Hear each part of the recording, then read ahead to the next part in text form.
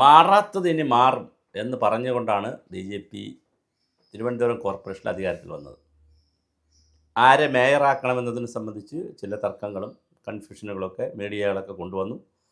അവസാനം കഴിഞ്ഞ പ്രാവശ്യത്തെ പ്രതിപക്ഷ നേതാവൊക്കെ ആയിരുന്ന VV രാജേഷിനെ മേയറാക്കി. സ്വാഭാവികമായും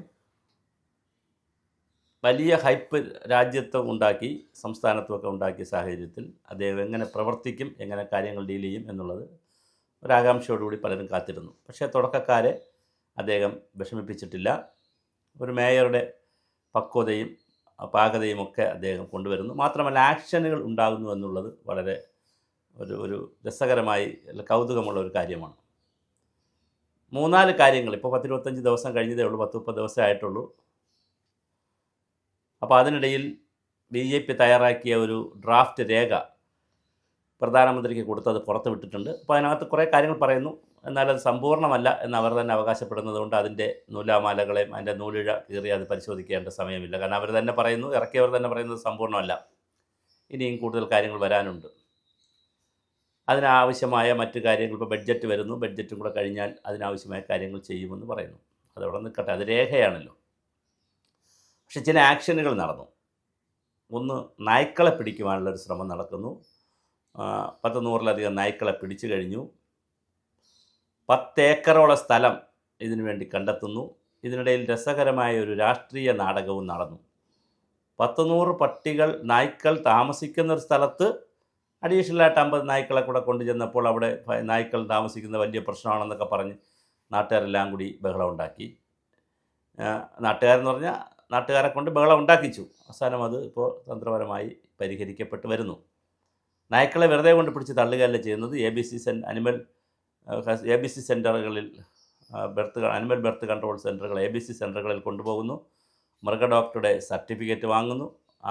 അതിനെ പരിശോധിക്കുന്നു. പേവിഷബാധയൊന്നുമില്ലെന്ന് ഉറപ്പുവരുത്തുന്നു. എന്നിട്ടാണ് കൊണ്ടുപോയി അതിനെ താമസിപ്പിച്ച് അതിനാവശ്യമായ കൃത്യമായ ഭക്ഷണം കൊടുക്കുന്നു. അപ്പോൾ ശരിക്കും പറഞ്ഞാൽ ഒരു പരിപാലനമാണ് നടക്കുന്നത്. ഒരു സമൂഹത്തിൽ പട്ടിണി കിടക്കുന്ന രാജ്യത്ത്, അല്ലെങ്കിൽ പട്ടിണി കിടക്കുന്ന സമൂഹത്തിൽ, പട്ടിണി എന്ന് പറഞ്ഞാൽ എല്ലാവരും ഭക്ഷണം കഴിക്കുന്നില്ല, സമ്പന്നമായ ഭക്ഷണം കഴിക്കുന്നില്ലല്ലോ. അങ്ങനെയുള്ള രാജ്യത്ത് അതിനൊക്കെ മാറ്റിവെക്കേണ്ട തുക എടുത്തിട്ടാണ് ഇതൊക്കെ ചെയ്യുന്നത്. അപ്പോൾ അതൊരു വലിയ കാര്യമാണ്. ആളുകളെ പട്ടി കടിച്ച് പിന്നെ പേപ്പട്ടി കടിച്ച് ആളുകളെ കൺഫ്യൂഷൻ ഉണ്ടാക്കുന്നിടത്ത് വളരെ വലിയ കാര്യമാണ് ചെയ്യുന്നത്. മാത്രമല്ല ഒരു ക്രെമറ്റോറിയവും കൂടി വരുന്നു കേൾക്കുന്നു. ഇങ്ങനെ ഇവിടെ വെച്ച് മരിക്കുന്ന അല്ലെങ്കിൽ പട്ടികളെ വെറുതെ അടക്കാൻ എന്നല്ല, അതിന് ക്രെമറ്റോറിയം, വെറ്റിനറി പാർട്ടിലുള്ളൊരു ക്രെമറ്റോറിയം വരുന്നെന്ന് കേൾക്കുന്നു. അപ്പോൾ അതൊക്കെ വലിയ കാര്യമാണ്. അങ്ങനെ നായ്ക്കളുടെ കാര്യത്തിലൊരു തീരുമാനമാകുന്നു.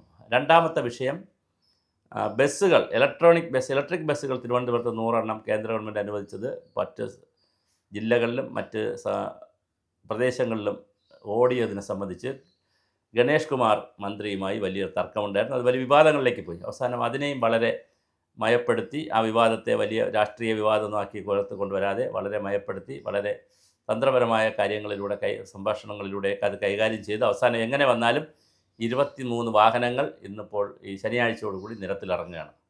കൊടുങ്ങാനൂർ വാർഡ്, മേയറുടെ വാർഡിൽ തന്നെ ഒരു ഉദ്ഘാടനം വെച്ചിട്ടുണ്ട്. ബാക്കി വാർഡുകളിലൊക്കെ വരുന്നത്. അപ്പോൾ 23 വാർഡിൽ എന്തായാലും ഇറങ്ങുന്നു. 100 വണ്ടികളാണ് ഇനി ഉള്ളത്. അതിനിയും ബാക്കി വണ്ടികൾ കൂടി ഇറങ്ങാൻ സാധ്യത. അപ്പോൾ ആ പ്രശ്നവും പരിഹരിക്കുന്നു. ആമയിഴഞ്ചാൻ തോടിൻ്റെ പ്രശ്നം വളരെ പ്രശ്നമാണ്. അവിടെയാണ് ഒരാൾ മരിച്ചത്. റെയിൽവേ ആയിട്ട് ബന്ധപ്പെട്ടുള്ള തർക്കം നടന്നു. വലിയ തർക്കം നടന്നിട്ടുള്ളതാണ് ആമയിഴഞ്ചാൻ തോടിൻ്റെ മാലിന്യ പ്രശ്നം. അതിന് ഇന്ന് മുതൽ പരിഹാരമുണ്ടാകുന്നു. ഇന്ന് മുതൽ അവിടെ ഗാർഡ് വരുന്നു, ക്യാമറ വരുന്നു. ആരാണ് അതിലേക്ക് ആമയിഴഞ്ചാൻ തോട്ടിലേക്ക് വേസ്റ്റ് കടത്തിവിടുന്നത് അവർക്കെതിരെ കർശനമായ നടപടി ഉണ്ടാകുമെന്ന് വികസന standing committee chairman Pappanamcode Gopan കൃത്യമായി അത് പറഞ്ഞിട്ടുമുണ്ട്. അപ്പോൾ ഒരു ടീം എന്നുള്ള നിലയിൽ BJPയുടെ ഈ മേയർ സംഘവും വളരെ കൃത്യമായി പ്രവർത്തിച്ച് തുടങ്ങിയിട്ടുണ്ട്. അതുപോലെ തന്നെ മാലിന്യത്തിനെതിരെയുള്ള ചില പ്രവർത്തനങ്ങളും ആരംഭിച്ചിട്ടുണ്ട്. അപ്പോൾ 3-4 അവർ പ്രകടന പത്രികയിൽ പറഞ്ഞതും അല്ലാതെയൊക്കെ പറഞ്ഞതുമായിട്ടുള്ള വിവിധ കാര്യങ്ങളിൽ തുടങ്ങി വെച്ചതൊക്കെ തന്നെ മനോഹരമായി മുന്നോട്ട് കൊണ്ടുപോകുന്നു. മറ്റൊരു വളരെ പ്രധാനപ്പെട്ട ശ്രദ്ധിക്കേണ്ട കാര്യം, മേയർ രാത്രി കുറച്ച് നൈറ്റ് ആയാൽ പോലെ 8 മണി 9 മണി 10 മണി വരെയൊക്കെ മേയറുടെ ഓഫീസിൽ ഉണ്ടാവുകയും അവിടെ പല ആളുകളും പോയി അവരുടെ സ്വകാര്യമായിട്ടുള്ള പ്രശ്നങ്ങൾ പരിഹരിക്കുന്നതിനൊക്കെ ചെല്ലുന്ന ഒരു രീതി കാണുന്നുണ്ട്. അത് വളരെ പോസിറ്റീവായിട്ടുള്ള, കാരണം കഴിഞ്ഞ മേയറെക്കുറിച്ച്, ആര്യരാജേന്ദ്രനെക്കുറിച്ചുള്ള ഏറ്റവും വലിയ പരാതി അത് പീപ്പിൾ ഫ്രണ്ട്ലി ആയിരുന്നില്ല. ജനങ്ങളെ ആരെയും അടുപ്പിക്കുന്നില്ല. ആരെങ്കിലും പരാതി കേൾക്കാൻ വന്നാൽ പോലും അവരെ പറഞ്ഞു വിടും. അവരെ പരാതികൾ അവിടെ നിന്ന് മാറി ജനങ്ങളുടെ പരാതികൾ വളരെ കൃത്യമായി നൈറ്റ് എന്താണ് പിന്നെ ലേറ്റായ ടൈമിലായാൽ പോലും അവരുടെ പരാതികൾ കേൾക്കാനുള്ള അതൊരു ജനാധിപത്യത്തിൻ്റെ അവിടെ വികസനവും നടക്കുന്നില്ല. പക്ഷേ ആളുകൾക്കൊരു കരുതലും ഒരു സാന്ത്വനമൊക്കെ കിട്ടുന്ന അവരുടെ പ്രശ്നങ്ങൾ പരിഹരിച്ചാലും ഇല്ലെങ്കിലും അവർക്കൊരു വാക്ക് കിട്ടുമല്ലോ. അങ്ങനെ കിട്ടുന്ന ഒരു സംവിധാനത്തിലേക്ക് മേയർ വന്നിട്ടുണ്ട്. അപ്പോൾ ഇത് ഇനി പക്ഷേ വളരെ ഗൗരവമായ സീരിയസ് ആയി ചെയ്തെടുക്കേണ്ടുന്ന കുറേയധികം പ്രവർത്തനങ്ങൾ തിരുവനന്തപുരത്തുണ്ട്.